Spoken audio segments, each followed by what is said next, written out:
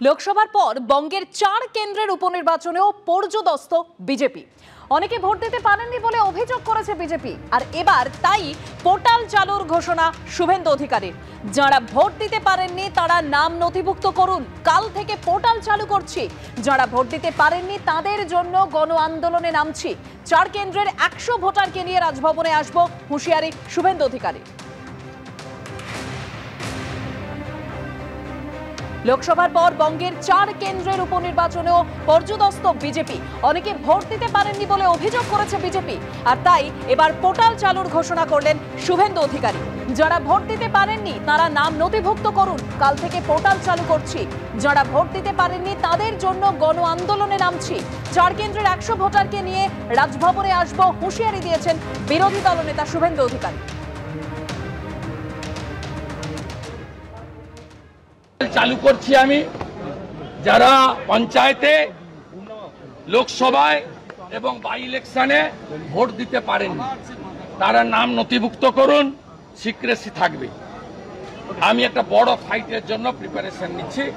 যেভাবে নন্দীগ্রামে বিউপিসি করেছিলাম, মাস মুভমেন্ট, আমি ভোট যারা দিতে পারেননি তাদেরকে নিয়ে BJP nominated leader of opposition, যার দায়িত্ব এই রাজ্যের সমস্ত অত্যাচারিত মানুষের পাশে দাঁড়ানো, আমি সে কাজটা শুরু করছি।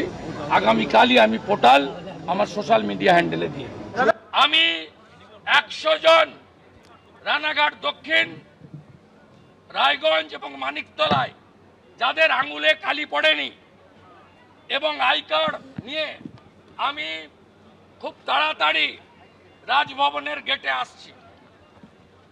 আপনাদের সামনে তাদেরকে হাজির করাবো। 100 জন সিম্বলিক।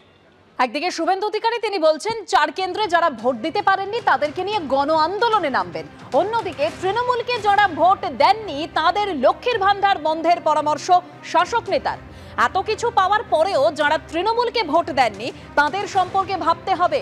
যারা বিজেপিকে ভোট দিয়েছেন তাদের লক্ষ্মীর ভান্ডারের নাম কাটা দরকার, কারণ লক্ষ্মীর ভান্ডার তৃণমূল সরকার দেয়, সেটা মনে করানো প্রয়োজন। দলীয় সভায় এমনই মন্তব্য দিনহাটার তৃণমূল ব্লক সভাপতি দীপক ভট্টাচার্য। হিটলারি শাসনের শেষ হবে, পাল্টা বলছে বিজেপি। যারা এত কিছু পাওয়ার পরেও, লক্ষ্মীর ভান্ডারের বর্ধিত টাকা পাওয়ার পরেও তৃণমূল কংগ্রেসকে ভোট না দিয়ে বিজেপিকে ভোট দিয়েছে, আমাদের সেখানে অন্তত পক্ষে কিছু লক্ষ্মীর ভান্ডার আমাদের কেটে দেওয়া দরকার আছে। আমাদের দেখানো দরকার হয়েছে যে টাকাটা মমতা ব্যানার্জি দিচ্ছে, রাজ্য সরকার দিচ্ছে, তৃণমূল কংগ্রেস পরিচালিত সরকার দিচ্ছে, এটা নরেন্দ্র মোদী বাবার টাকা নয়, এটা তৃণমূল কংগ্রেসের সরকারের টাকা। এই টাকাটা আপনাদের দিচ্ছি, এটা আমাদের বুঝিয়ে দিতে হবে। যারা প্রান্তিক, যারা বিভিন্ন রকমের সরকারি প্রকল্পগুলো পেয়ে থাকে, বিজেপি করার অপরাধে বা ওনাদের ধারণা হয়েছে এরা বিজেপিকে ভোট দিয়েছে, তারা বেছে বেছে নাম কাটার সিদ্ধান্ত নিচ্ছেন। এরা সরকার চালাচ্ছে। সরকারের উচিত নিরপেক্ষ দৃষ্টিতে প্রান্তিক মানুষরা যারা বিভিন্ন রকমের সুযোগ সুবিধা পায় তাদের সুযোগ সুবিধা প্রদান করার ব্যবস্থা করা।